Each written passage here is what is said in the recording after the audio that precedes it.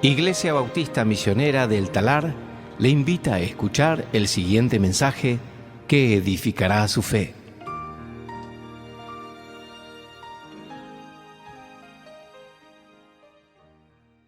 El libro de Filipenses, capítulo 2, comenzamos hoy.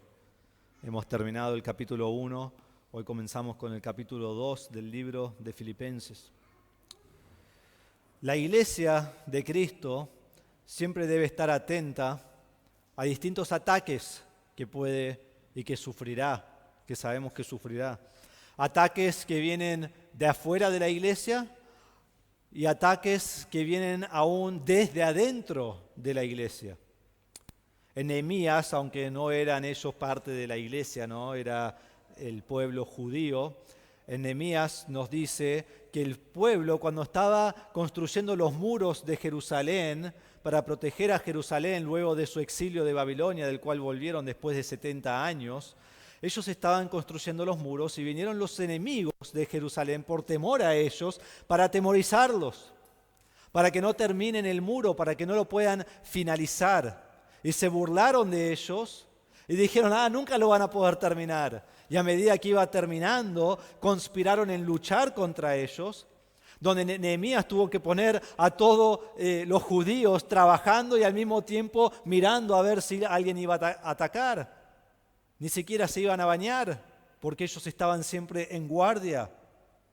Y siguieron amenazando y amenazando hasta que Dios finalmente estorbó sus planes y Dios apaciguó este ataque que vino de afuera. Inmediatamente después, en capítulo 5 nos dice que hay una disensión desde adentro del pueblo. Ya no es un ataque contra el pueblo, es un ataque dentro del pueblo, donde hay divisiones dentro del pueblo, donde hay un gran clamor de algunos hermanos en contra de otros hermanos por lo que le estaban cobrando por su comida. Entonces hay un ataque contra los nobles y oficiales porque ellos están cobrando tanto que hasta las personas se están dando como esclavos para poder comer. Y Nehemías tuvo que enfrentar esa disensión entre adentro. En el libro de los Hechos, en la iglesia primitiva, vemos algo muy parecido.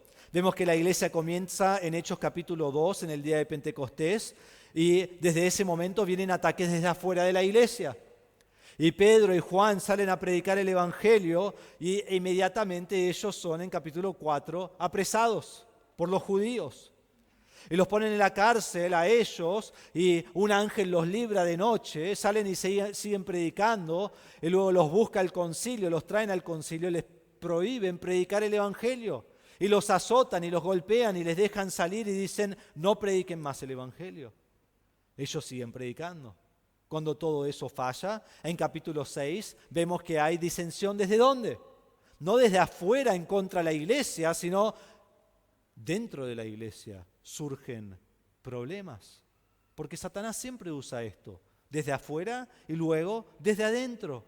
Y vemos en Hechos 6 que en medio de miles y miles y miles de personas siendo salvas y siendo incluidas a la iglesia de Cristo, al principio del capítulo 6 hubo quejas de los judíos helenistas. Los judíos helenistas eran los judíos de la dispersión, los judíos que vinieron de todos lados del mundo antiguo a Israel en el tiempo de Pentecostés, fueron salvos y se quedaron allí. Y ellos estaban enojados contra los otros judíos que eran de allí de Jerusalén porque no atendían bien a sus viudas. Y entonces hubo un desacuerdo. Hubo disensión, hubo división y los apóstoles tuvieron que poner en orden lo que conocemos como los primeros diáconos para apaciguar este desacuerdo que hubo entre la iglesia. Entonces, cuando llegamos a Filipenses, ya hemos visto en versículo 27 al 30 que los filipenses tienen la misma lucha.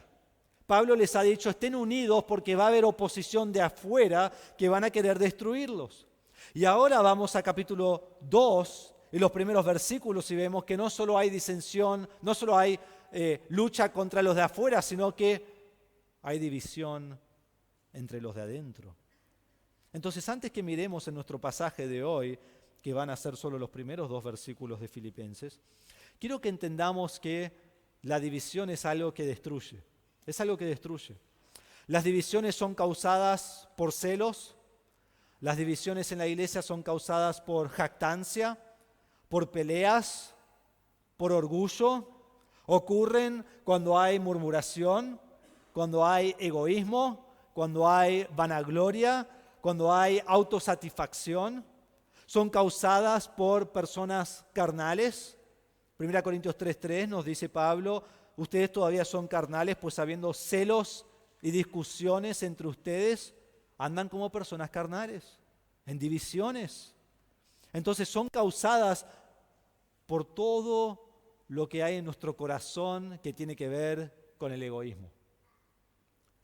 Y estas divisiones traen un montón de consecuencias. La división trae destrucción, trae debilidad, trae tristeza, trae lamento, trae discordia, trae desarmonía dentro de la iglesia, trae conflicto y podríamos mencionar 100 cosas más que trae. En Corinto hubo grandes divisiones. En 1 Corintios 1, 11 al 13, Pablo les dice, escucho de ustedes que hay divisiones entre ustedes, porque cada uno de ustedes dice, yo soy de Pablo, o de Apolos, o de Cefas, o de Cristo. Y Pablo dice, ¿está Cristo dividido? No, entonces ¿por qué ustedes están divididos? Cuando hay división, la vida espiritual de la iglesia es afectada. El progreso del evangelio en el mundo es debilitado y realmente queda paralizado porque la iglesia tiene que solucionar sus propios problemas y no está en condición ni de salir a evangelizar a los demás. Entonces debe haber unidad en la iglesia. Hay muchas razones por las cuales debe haber unidad, pero quiero mencionar solo 3 para introducir este pasaje.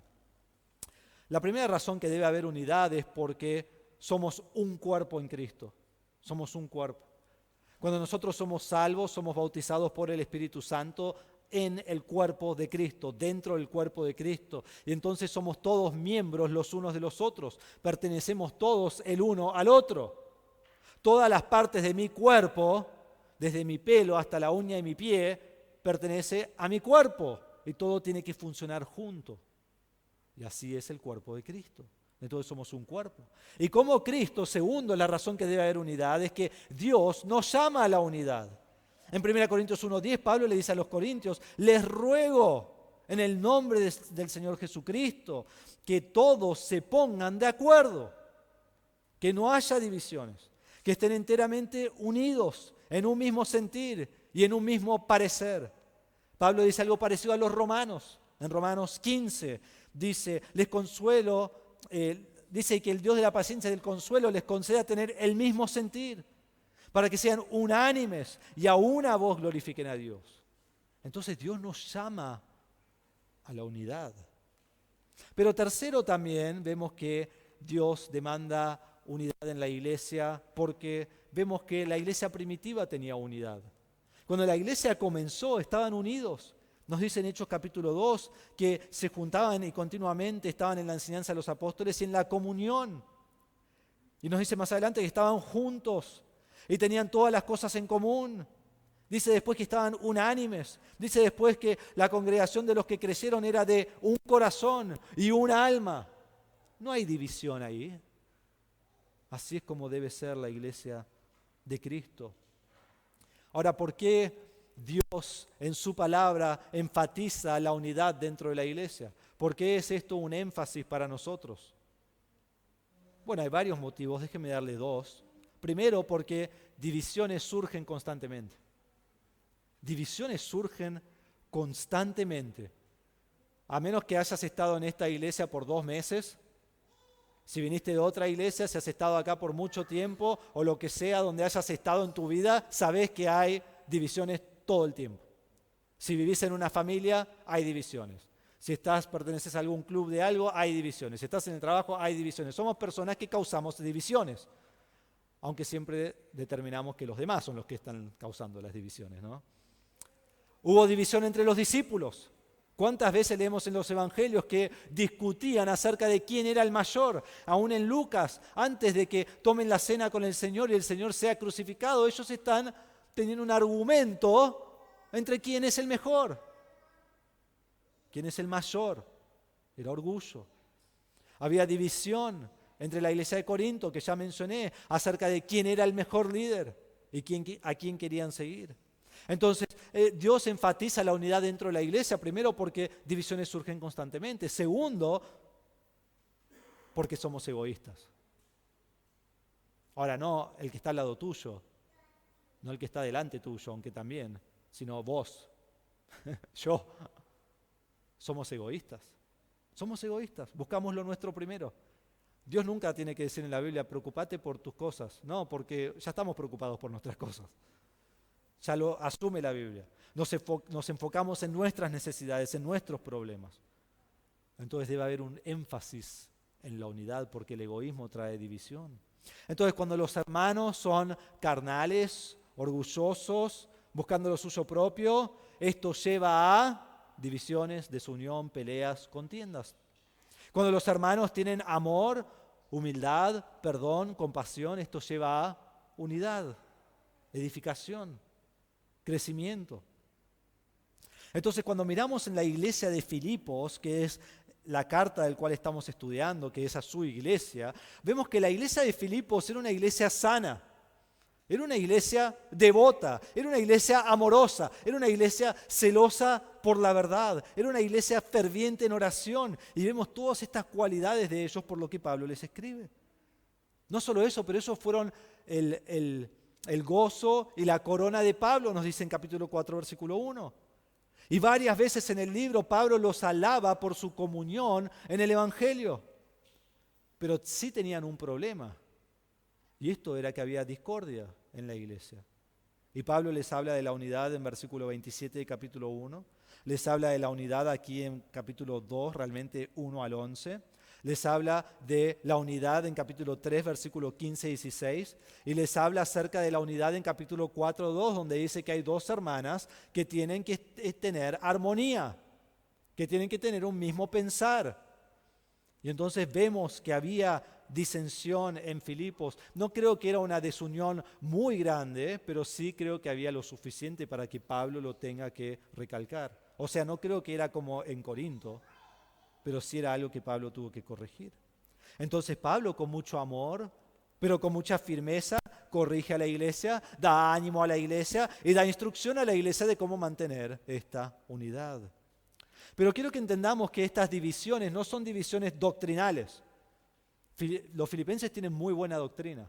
No es acerca de enseñanza, son divisiones preferenciales. Cada uno buscando lo suyo, cada uno queriendo lo que le pertenece, no preocupándose por los demás. Entonces la pregunta que me hago en esta mañana al mirar en este pasaje en capítulo 2 es: ¿cómo podemos tener unidad en la iglesia? ¿Cómo podemos tener unidad en la iglesia?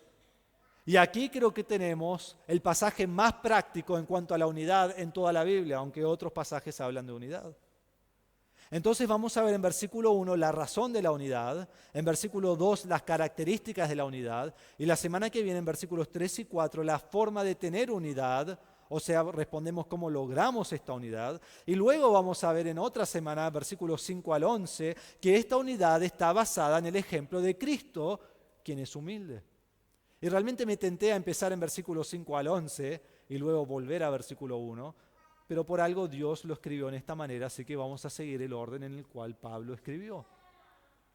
Entonces, lo que vemos es cómo tener unidad dentro de la iglesia. Ese es nuestro tema hoy, ese es nuestro tema la semana que viene. Cómo tener unidad dentro de la iglesia. Vamos a leer versículos 1 al 4.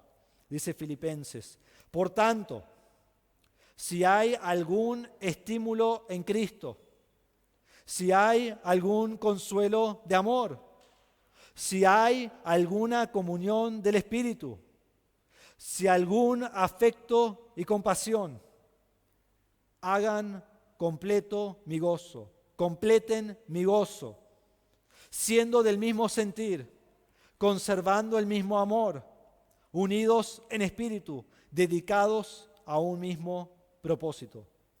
No hagan nada por egoísmo o por vanagloria, sino que con actitud humilde cada uno de ustedes considere al otro como más importante que a sí mismo, no buscando cada uno sus propios intereses, sino más bien los intereses de los demás. Y leamos versículo 5, dice, haya pues en ustedes esta actitud que hubo también en Cristo Jesús. Y esa actitud es una actitud, un pensamiento, una mente de humildad. Entonces, ¿cómo tener unidad dentro de la iglesia? Lo primero que vemos es la razón de la unidad.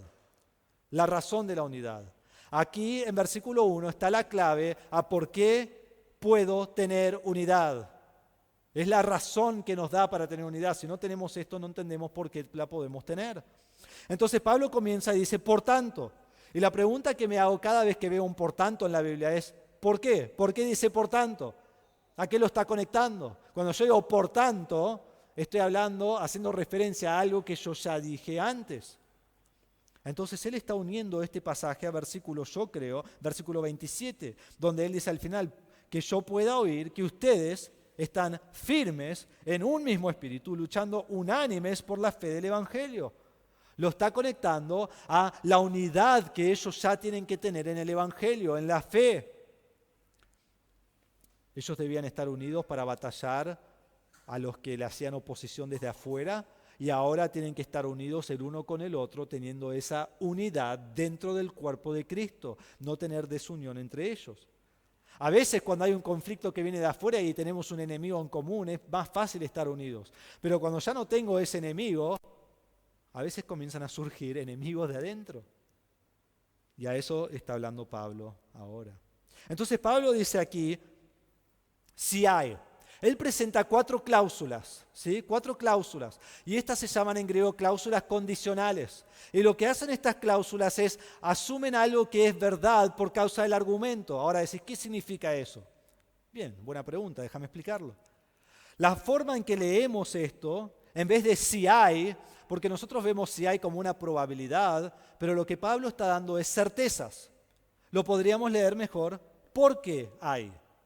Entonces Pablo está diciendo, por tanto, porque hay algún estímulo, porque hay algún consuelo, porque hay alguna comunión, porque hay algún afecto y compasión.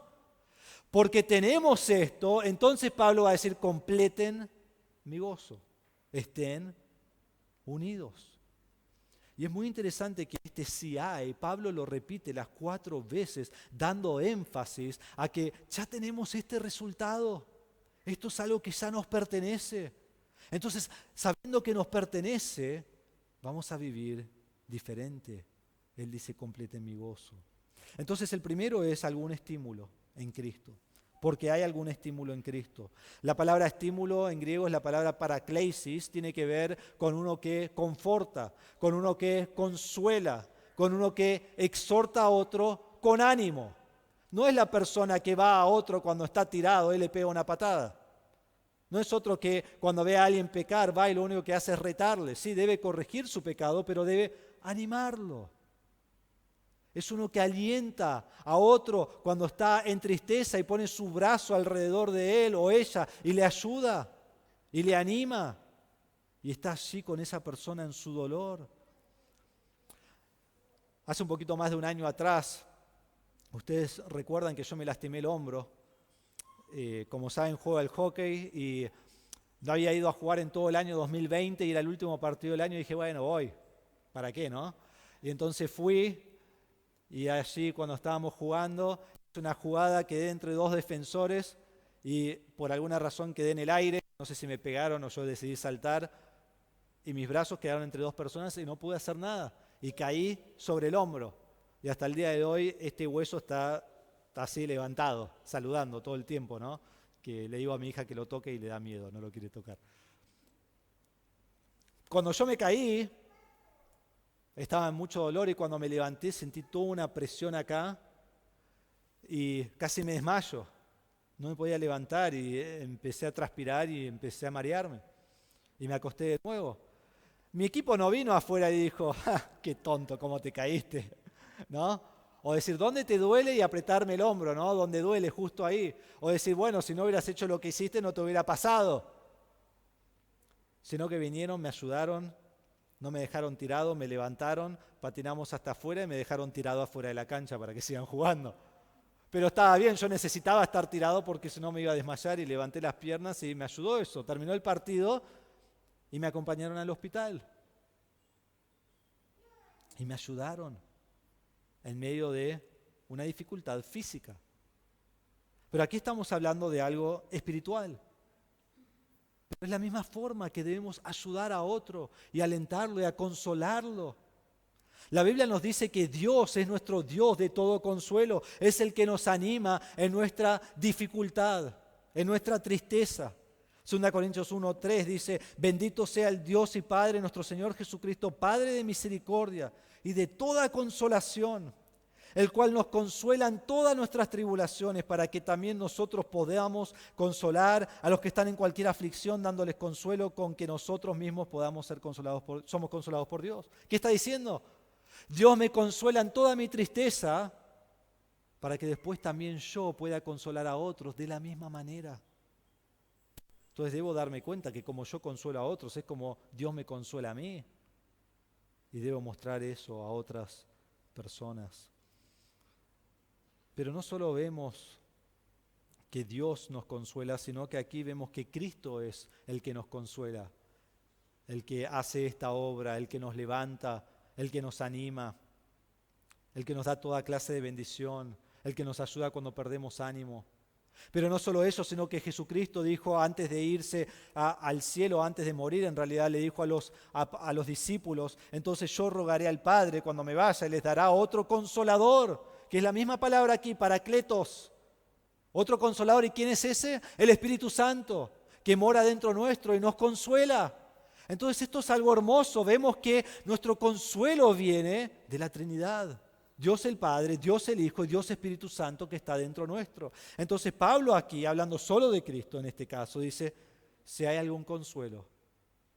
Y podemos ver que es porque hay algún consuelo. Porque Dios es nuestro consuelo. Porque estamos en Cristo tenemos ese consuelo. Entonces completen mi gozo. Esto nos motiva a la unidad entre los hermanos. Segundo, vemos la palabra algún consuelo de amor. Y decís: bueno, ¿ahora qué vas a decir? Acabas de hablar de consuelo. Bueno, pero en griego son dos palabras diferentes. Es más, para algunos en la Reina Valera, la primera vez que lo traduce, no traduce estímulo, sino consuelo. Entonces aquí tenemos otra palabra, que es parecida al estímulo que tenemos en Cristo. Pero este no es un consuelo vertical de Dios, este es un consuelo horizontal entre hermanos, unos a otros, en una esfera terrenal. Es hablar con alguien de manera amigable, es un consuelo marcado por preocupación genuina por otro, por ayudar a otro, por tener amor por otro. En 1 Tesalonicenses 5:14 les exhortamos, hermanos, a que amonesten a los indisciplinados y animen a los desalentados. Es esta palabra de animar al que está mal. Hermanos, a veces no animamos a los hermanos, pero queremos que todos nos animen a nosotros. Debemos animar a los que están desalentados. Y como siempre decimos, si todos venimos a edificarnos y a animarnos los unos a los otros, entonces todos nos iremos edificados y animados. Pero si cada uno venimos para ser animados, en nuestro egoísmo nos vamos todos desolados. Este amor o este consuelo es un consuelo de mostrar amor los unos a los otros. Es un amor demostrado en la congregación que trae consuelo. Y este consuelo tiene muchos sinónimos. Tiene que ver con traer calma a tu alma, satisfacción a tu alma, que apacigua a tu alma. Una de las palabras que se usa que me encantó es que te refresca, ¿no? Como cuando estuvimos en 40 grados de calor hace un par de semanas y alguien te da un vaso de hielo y te pone un aire acondicionado. ¿Qué hace eso? Te da alivio. Y este amor de consuelo demostrado trae alivio a los demás hermanos.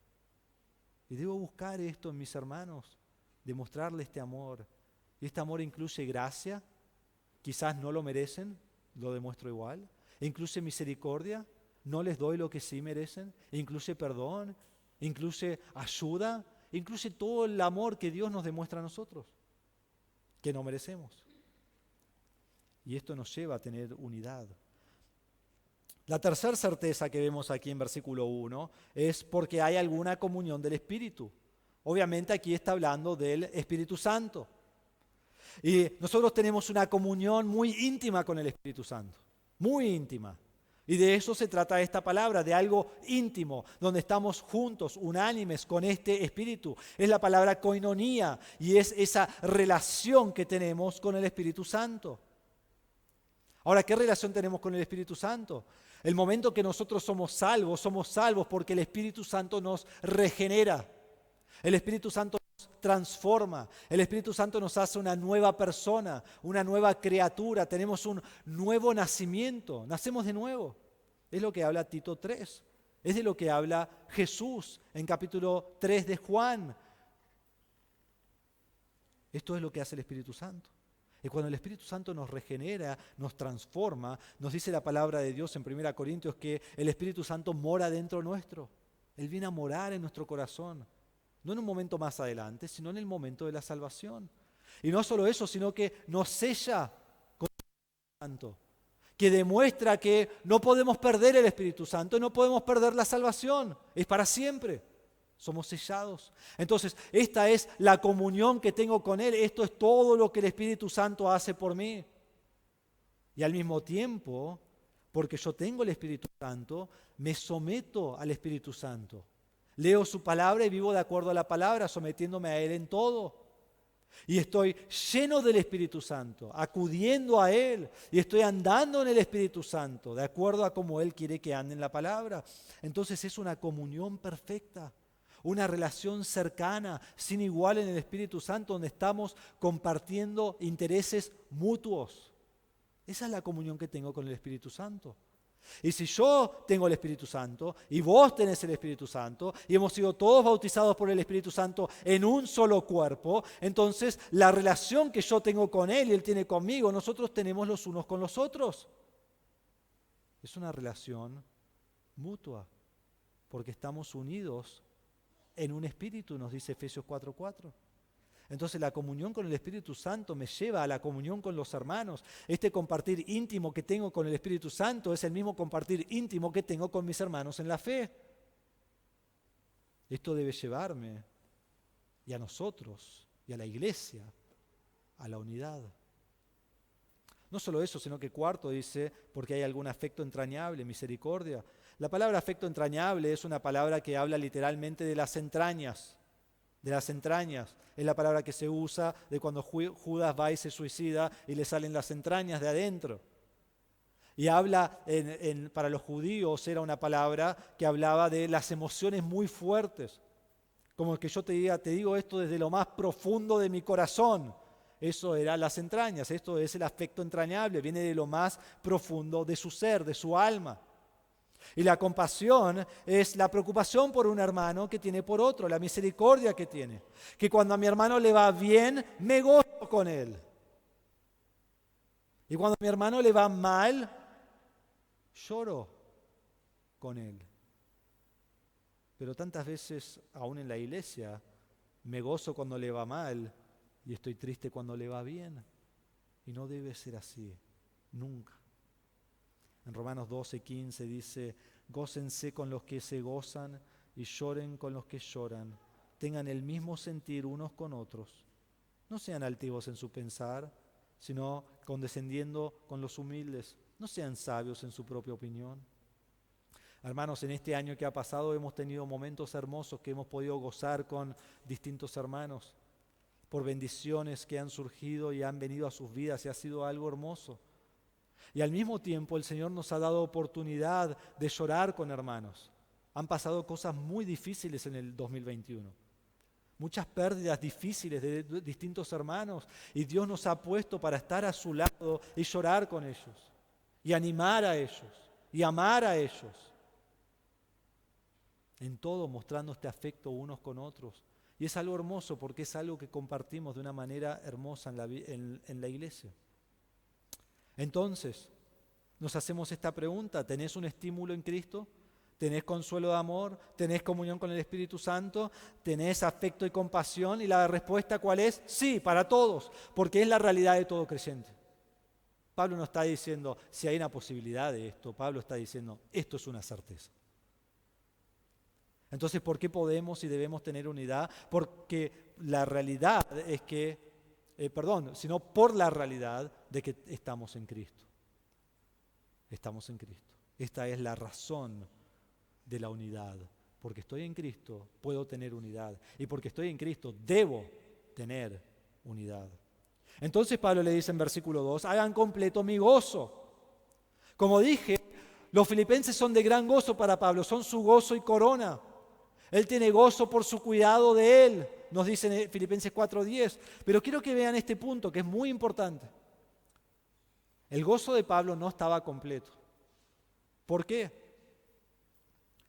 Ahora volvamos a capítulo 1, piensen en esto. Pablo estaba en la cárcel, ¿recuerdan? Capítulo 1, versículo 2, está en la cárcel.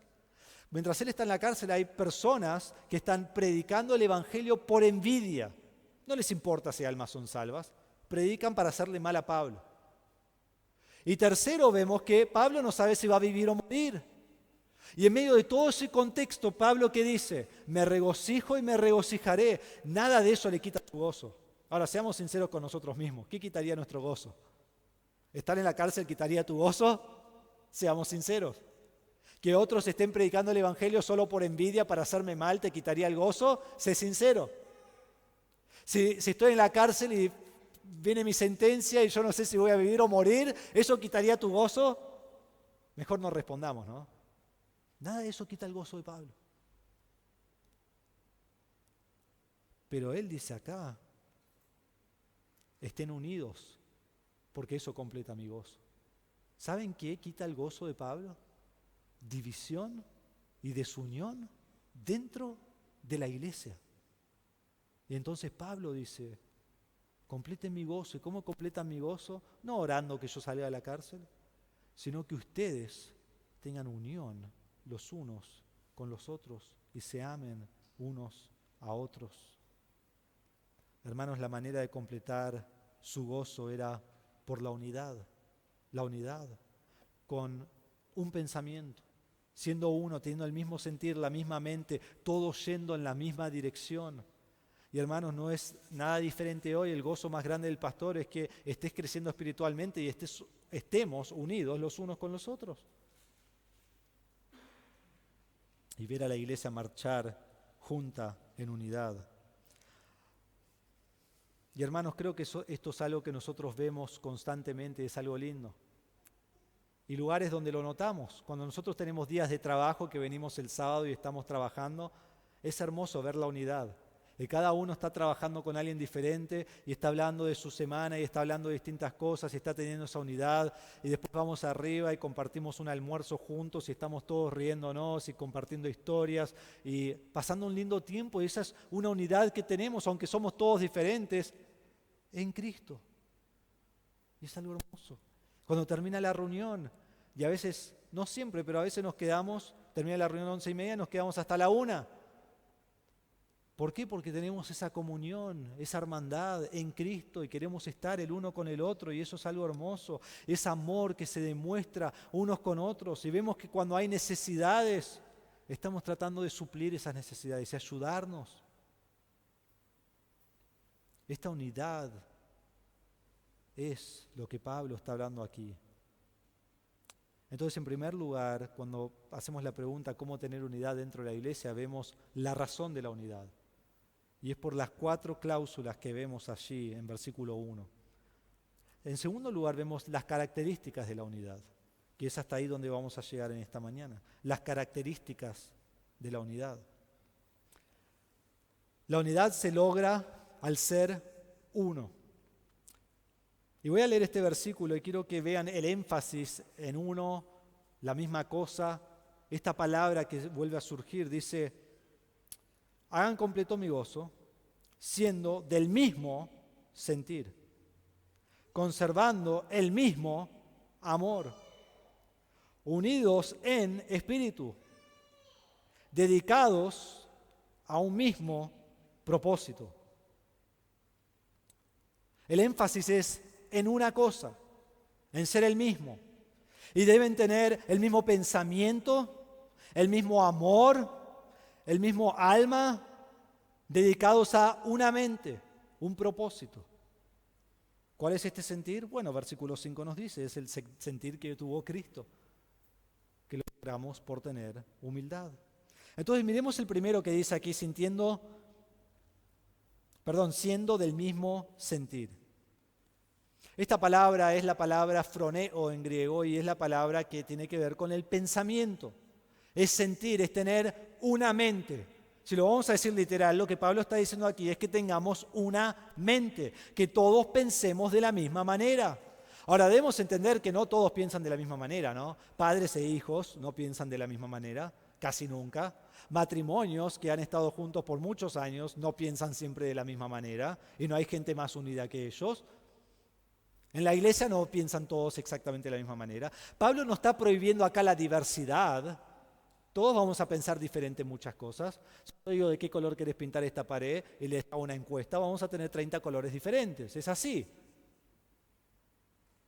Pero lo que Pablo está hablando acá es que todos tengamos la misma meta. Entonces, que todos pensemos bíblicamente, que todos pongamos nuestra mente en las cosas de Dios. Y entonces, cuando aún hay diferencias preferenciales, nuestra meta es guiado por los mismos propósitos. Entonces tenemos una mente en Cristo. Esta palabra phroneo aparece 26 veces en toda la Biblia. 23 de esas veces la usa Pablo en sus escritos, en las cartas. Y 10 de las 23 veces la usa en este libro. Es donde más se usa esta palabra. Porque Pablo quiere marcar esta unidad que viene de una mente. Entonces quiero demostrárselos. En capítulo 2, versículo 5, dice, haya pues en ustedes esta phroneo, actitud, phroneo, es mente. Tengan esta mente que tuvo también Cristo Jesús, una mente de humildad. En capítulo 3, versículo 14 y 15, dice, y prosigo hacia la meta para obtener el premio del supremo llamamiento de Dios en Cristo Jesús. Así que todos los que somos perfectos, los que somos maduros, tengamos esta misma mente, actitud, phroneo. Y si en algo tiene una actitud, un phroneo distinto, eso también lo revelará Dios. Si somos maduros, tenemos la misma mente. Capítulo 3, versículo 18 dice, porque muchos andan, como les he dicho muchas veces y ahora se los digo aún llorando, que son enemigos de la cruz de Cristo, cuyo fin es perdición, cuyo Dios es su apetito y cuya gloria está en su vergüenza, los cuales piensan phroneo solo en las cosas terrenales. Entonces el que tiene una mente pecaminosa es el que piensa en las cosas terrenales, no es maduro. En capítulo 4, versículo 2, Pablo usa esta palabra nuevamente, dice, ruego a Evodia y a Síntique que vivan en armonía, es la palabra phroneo, que tengan una misma mente, que tengan un mismo sentir, un mismo pensamiento. ¿Y cómo debe ser este pensamiento? Lo dice ahí, en el Señor. Nos dice en capítulo 4, versículo 10, me alegré grandemente en el Señor de que ya al fin han reavivado su cuidado para conmigo. En verdad antes se preocupaban, pero les faltaba oportunidad. Esta palabra cuidado es una mente, un sentir. ¿Y qué hace? ¿Qué ocurre cuando tengo una mente? Cuido a los demás, por eso lo traduce así. Este es el cuidado que tenemos el uno por el otro. Entonces, ¿cómo podemos ser tan diferentes y al mismo tiempo tener la misma mente? Porque cuando mi mente está alineada a la mente de Cristo, como lo ha dicho tantas veces en los pasajes que acabo de leer, entonces cuando tengo su mente y vos tenés su mente y todos tenemos la mente de Cristo, entonces podemos tener unidad los unos con los otros porque ponemos nuestras preferencias al costado para tener esa unidad con nuestros hermanos. Pero quizás uno dice, bueno, pero nunca puedo tener la mente de Cristo. ¿Quién puede tener la mente de Cristo? Y suena tan humilde lo que estamos diciendo. Bueno, Dios lo dice. En 1 Corintios 2:16 dice, porque ¿quién ha conocido la mente del Señor para que lo instruya? Y Pablo dice, pero nosotros tenemos la mente de Cristo. Entonces actuemos humildes como yo nunca puedo tener la mente de Cristo. Sí, si sos un creyente tenés la mente de Cristo. Entonces, ¿cómo debe ser nuestro pensamiento dentro de la iglesia? No solo individualmente, pero como iglesia. En la iglesia debemos tener una sola mente. Todos poniendo lo mismo en su mente. Y hermanos, si mi mente está enfocado en la carne, habrá divisiones y peleas. En Colosenses 3:2 dice, pongan la vida, que es la misma palabra, phroneo, la mente, en las cosas de arriba, no en las de la tierra. Y más adelante, pero ahora desechen también todo esto, ira, enojo, malicia, insultos, lenguaje ofensivo de su boca. Dejen de mentirse los unos a los otros, puesto que han desechado al viejo hombre con sus malos hábitos. El que pone la mente en las cosas de la tierra, esta es su vida. Ira, enojo, malicia, mintiéndose. Y todas estas cosas, ¿ira con qué? Ira con mi hermano, enojo con mi hermano, malicia hacia mi hermano, mintiendo a mi hermano, hablando malas palabras a mi hermano. Una mente en la carne se produce en división. Pero si mi mente está enfocada en Cristo, Colosenses 3:1 dice, si ustedes pues han resucitado con Cristo, busquen las cosas de arriba donde está Cristo sentado a la diestra de Dios. Y más adelante dice que esto lleva a que, versículo 2, entonces ustedes como escogidos de Dios, santos y amados, revístanse de eterna compasión, bondad, humildad, mansedumbre y paciencia, soportándose unos a otros, perdonándose unos a otros. Si alguien tiene queja contra otro, como Cristo lo perdonó, así también háganlo ustedes. Sobre todas estas cosas, vístanse de amor, que es el vínculo de la unidad. Que la paz de Cristo reine en sus corazones, a la cual en verdad fueron llamados en un solo cuerpo y sean agradecidos. Entonces, cuando yo pongo mi mira en las cosas del Señor, esto trae unidad, porque trae todas estas cualidades en mi vida y esas producen unidad. En vez de enojarme con mi hermano, soy agradecido por mi hermano porque Cristo me puso en el cuerpo con él y Cristo puso a él en el cuerpo conmigo.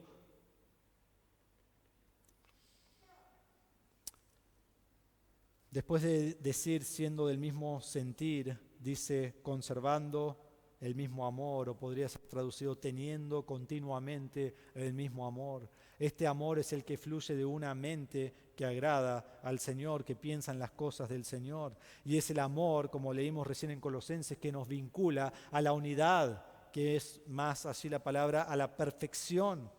Este no es un amor sentimental de que si tengo ganas de amar a mi hermano o no. Si Dios hubiera amado de manera sentimental, no seríamos todos al infierno. Él no tendría ganas de hacer eso. Es un amor incondicional. Es un amor de elección. Es un amor que yo decido amar, no basado en si el otro me va a amar, no basado en lo que el otro me puede dar, no basado en si me va a hacer bien o mal. Amo porque amo como Dios me amó a mí. ¿Y cómo me amó Dios a mí? Romanos 5:8 dice, pero Dios demuestra su amor para con nosotros en que siendo aún pecadores, Cristo murió por nosotros. ¿Cómo me ama Dios? Él manda a su Hijo a morir por personas que lo aborrecen. Así debo amar, de manera incondicional, sin esperar nada a cambio. Porque si Cristo me ama, si Cristo me puede amar a mí siendo pecador, si Cristo me puede amar a mí estando bajo la ira de Dios, ¿cómo yo no puedo amar a otros? Tercero dice, unánimes. Literalmente aquí la palabra es almas juntas. Almas juntas. Es ser de un alma. Es la palabra sun, que es juntos, y suke, que es alma. Y cuando nosotros miramos en Hechos capítulo 2, que decimos que estaban unánimes, la palabra allí es suke, es alma. Entonces, de la misma manera que ellos estaban unidos, nosotros debemos estar todos juntos, unidos en un alma. Cada uno haciendo su parte, pero todos haciendo el todo, digamos, ¿no? Es estar en armonía. Es cuando escuchamos un conjunto hermoso y cantan 4 personas y cada uno hace su parte y sale hermoso. Menos si yo soy uno de esos 4, ¿no? 4 que saben lo que hacen. Me acuerdo cuando nosotros teníamos las semanas de trabajo aquí cuando estábamos construyendo el templo. Y venían de distintas iglesias mucha gente para ayudarnos y teníamos aquí en este terreno como 90 personas, todas al mismo tiempo.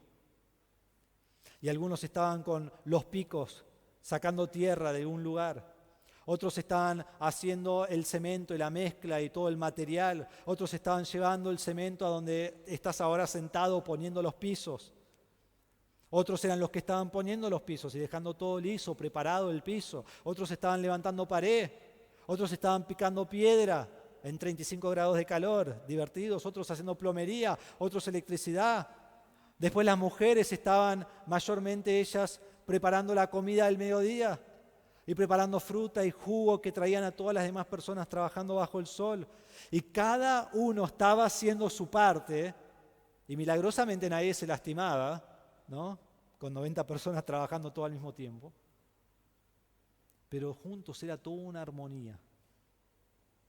Y era hermoso, era un mismo sentir, trabajando para el Señor.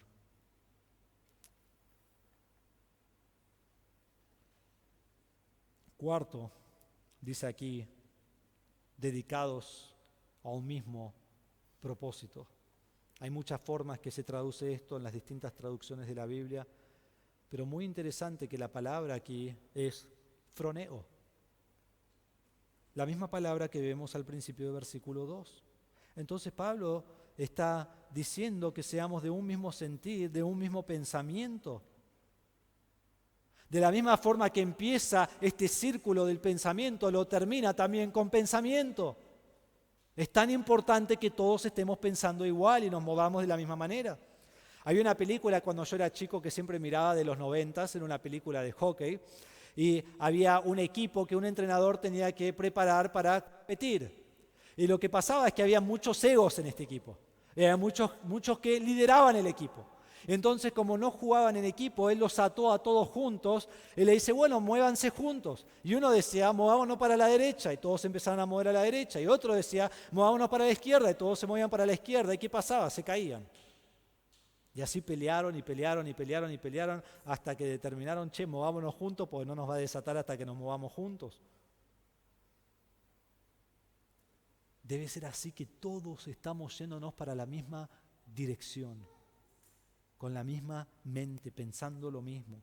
Entonces Pablo comienza con la mente, se mueve al amor, se mueve al alma y termina con la mente, con el propósito, que estemos todos unidos. Haz un círculo perfecto. Entonces debemos estar unidos. ¿Por qué? Quizás alguien dice, bueno, yo hago las cosas a mi manera. La iglesia es muy linda, pero yo estoy solo en la vida cristiana. No necesito de la iglesia. No necesito de los demás. No necesito tener esa unidad. No necesito ni siquiera estar en la iglesia. Bueno, entonces no has leído tu Biblia, porque la Biblia es dada a la iglesia para estar juntos en unidad. Debemos estar unidos. ¿Por qué? Porque Dios ha designado unidad de los creyentes dentro de la iglesia. No existen creyentes sin iglesia. Están dentro de una iglesia local. Y en 1 Corintios nos dice que cada persona del cuerpo es necesaria. Dice Pablo, si todo el cuerpo fuera un ojo, ¿qué sería el oído? Y nos dice Pablo que cada persona dentro del cuerpo es esencial. Y dice, el ojo no puede decir a la mano, no te necesito, porque se necesitan los unos a los otros. Hay muchos miembros en el cuerpo, pero somos un solo cuerpo y nos necesitamos los unos a los otros. En 1 Corintios, ahí en el mismo pasaje 1:25 dice, a fin de que en el cuerpo no haya división, sino que los miembros tengan el mismo cuidado unos por otros. Si un miembro sufre, todos los miembros sufren con él. Si un miembro es honrado, todos los miembros se regocijan con él. Hermanos, somos uno. Cuando somos salvos, estamos en el mismo cuerpo, unánimes, funcionando juntos. Como ustedes saben, los miércoles a la noche tenemos nuestro ministerio de fútbol y lo hacemos todos los miércoles. Ha sido de bendición para poder evangelizar a personas que vienen con el evangelio. Y cada semana el jueves le mando un mensaje a Sergio y le digo, ¿cómo estás? Porque saben que el miércoles a la tarde yo me siento re bien, pero el jueves a la mañana mi cuerpo no funciona. Me duelen las rodillas, me duelen las piernas, me duelen los tobillos. Últimamente estuve con mucho dolor de tobillo. Al otro día estoy estudiando y estoy con los pies para arriba porque tengo tanto dolor y no puedo ni caminar. Y cuando pasa eso, no digo, bueno, hoy voy a saltar la soga. Así se da cuenta el tobillo que no puede estar lastimado, tiene que hacer mejor que esto. No es así, sino que estoy ocupándome por mi tobillo, estoy quejándome no de mi tobillo, sino del dolor que siente mi tobillo. Hermanos, en el cuerpo debe ser así. Donde hay dolor en un lugar del cuerpo, estamos ayudando, alentando. Yo cuando me levanto y a la mañana me duele el tobillo, no le pego con un palo en el tobillo. No debemos hacer eso en el cuerpo. La unidad debe fluir y fluye de un corazón compasivo, un corazón humilde, un corazón arraigado en la humildad. Efesios 4:2 dice que vivan con toda humildad y mansedumbre, con paciencia, soportándonos unos a otros en amor, esforzándose por preservar la unidad del Espíritu en el vínculo de la paz. ¿Con qué? Con humildad y mansedumbre. ¿Cómo logramos esta unidad en la iglesia? Bueno, eso es lo que vamos a ver la semana que viene, la otra, en versículos 3 y 4 y en adelante. Pero debemos entender que debemos tener todas las cosas en común, como lo tuvo la iglesia primitiva, la iglesia en Hechos, mirando por la necesidad de los demás, ocupándonos en las necesidades de los demás. Cuando vengo a la iglesia digo, ¿cómo puedo ministrar a otra persona? Y buscar en su necesidad. Y luego también Pablo responderá a esto en versículos 3 y 4, siendo humilde, buscando el interés del otro, no con egoísmo. Y en versículo 5, teniendo la mente de Cristo.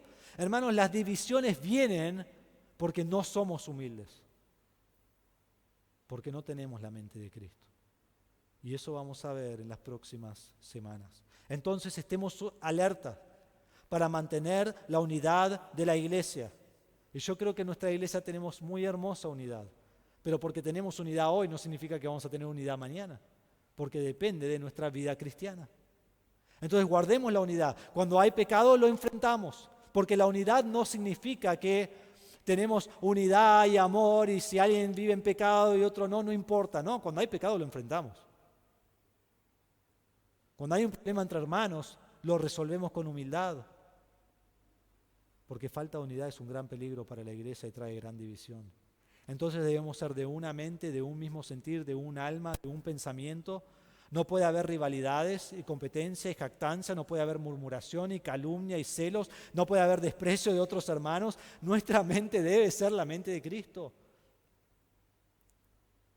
Nuestra mente debe agradar al Señor. Entonces, hermano, ¿vos deseás unidad en la iglesia? ¿Deseás que haya unidad unos con otros? ¿Tenés el pensamiento del Señor? ¿Tenés la mente de Cristo? La unidad en la iglesia comienza con mi vida espiritual y tu vida espiritual. Si yo estoy creciendo en el Señor, si yo estoy buscando a Dios cada día, buscando ser más como Cristo, si tengo una relación de comunión con el Espíritu Santo en la iglesia, esto va a traer unidad.